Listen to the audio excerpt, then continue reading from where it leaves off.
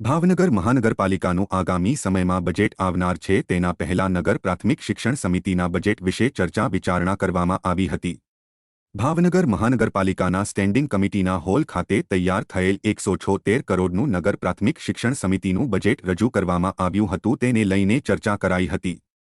ભાવનગર મહાનગરપાલિકાના standing hall ખાતે standing કમિટીના ચેરમેન રાજુ રાબડિયા, શિક્ષણ સમિતિના ચેરમેન શિશિર ત્રિવેદી અને સભ્યોની ઉપસ્થિતિમાં શિક્ષણ સમિતિનું 176 કરોડનું બજેટ રજૂ કરવામાં આવ્યું હતું। તેમાં વિવિધ મુદ્દાઓ ટાંકવામાં આવ્યા છે, જે પૈકી 1490 નિરાધાર, દિવ્યાંગ, માતા-પિતા ન હોય તેવા બાળકોને જરૂરી શિક્ષણ સાધન સામગ્રી અને ગણવેશ આપવાની જોગવાઈ કરાઈ છે।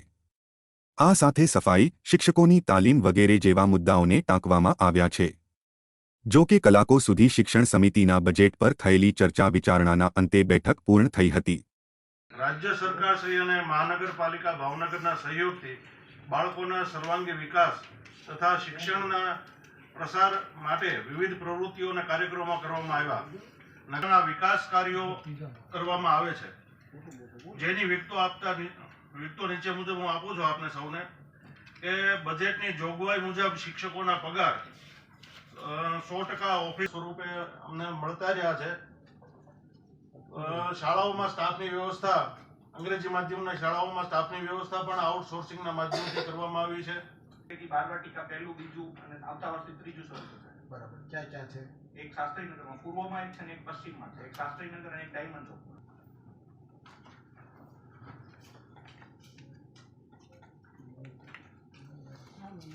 બોલો શિશિરભાઈ। આજે ભાવનગર મહાનગરપાલિકા હસ્તકની નગર પ્રાથમિક શિક્ષણ સમિતિનો અંદાજપત્ર રજૂ કરવામાં આવ્યો હતો, જેમાં શિક્ષણ સમિતિના ચેરમેન આદરણીય શિશિરભાઈ અને સભ્યશ્રીઓ તેમજ મુંજાલજી અને આ બધાની ઉપસ્થિતિમાં 176 કરોડના બજેટનો અંદાજ સ્ટેન્ડિંગ કમિટી પાસે મૂકવામાં આવ્યો હતો। આ 176 કરોડના અંદાજ સામે સ્ટેન્ડિંગમાં હેલ્ધી ચર્ચા કરવામાં આવી, એમાં નાના મોટા સુધારા પણ કરવામાં આવ્યા છે અને આગામી દિવસોમાં નગર પ્રાથમિક શિક્ષણ સમિતિમાં ક્વોલિટી એજ્યુકેશન થાય એના માટેના અનેક સૂચનો થયા છે અને આ દિશામાં નગર પ્રાથમિક શિક્ષણ સમિતિ પણ આગળ કામ કરે અને જે તે શાસના અધિકારી છે પણ એ પણ કામ કરે એના માટેની વાર્તાલાપ થયો હતો।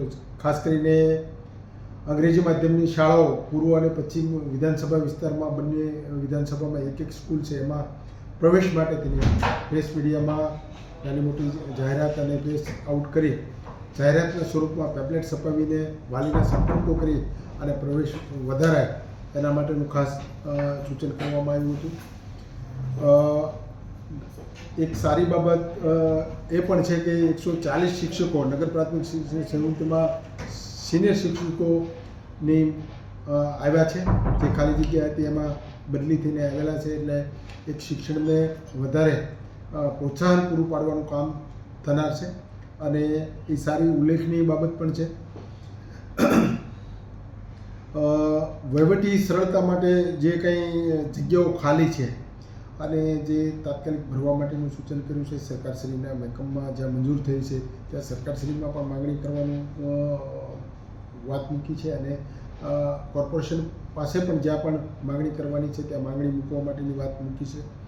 શાળાની સફાઈ માટે પણ ખૂબ ચર્ચા કરવામાં આવી છે, જે શાળાઓની સફાઈ માટે એક વાઇન્ડ અપ કરવા માટેનો એક પ્રયાસ પણ કરવાનો એક વિચારી રહ્યા છે અને શાળા એકદમ ચોખ્ખી અને સુંદર રીતે સફાઈ થાય એ દિશામાં કામ થાય એના માટેના પણ વાર્તાલાપ થયો છે। ભૂતકાળમાં ભાવનગર નગર પ્રાથમિક શિક્ષણ સમિતિ દ્વારા જે વાલીઓને દત્તક આપવાનું કામ કર્યું હતું, એમાં વાલીઓના ઓછા વધતા અંશે કંઈક કોન્ટ્રાક્ટ બ્રેક થયા છે, કોન્ટ્રાક્ટ લૂઝ થયા છે, એના કારણે જે વાલીઓ અને દાતાઓ છે એ અમુક જગ્યાએ ખૂબ સારી રીતે કામ થઈ રહ્યું છે। અમુક સ્કૂલમાં દાતાઓ નથી, તો એ દાતાઓ ગોતવા માટે સૌ સક્રિય બની ફક્ત નગર પ્રાથમિક શિક્ષણ સમિતિ જ નહીં પરંતુ સ્ટેન્ડિંગ કમિટીથી લઈને નગરસેવકો સહિત તમામ લોકો આમાં એક્ટિવલી રસ લે અને ફરીવાર જે ભાવનગરની તાસીર છે, ભાવનગરની છાપ છે અને દાતાઓ મળી રહે એના માટેના આપણે સૌ સાથે પ્રયાસ કરીએ।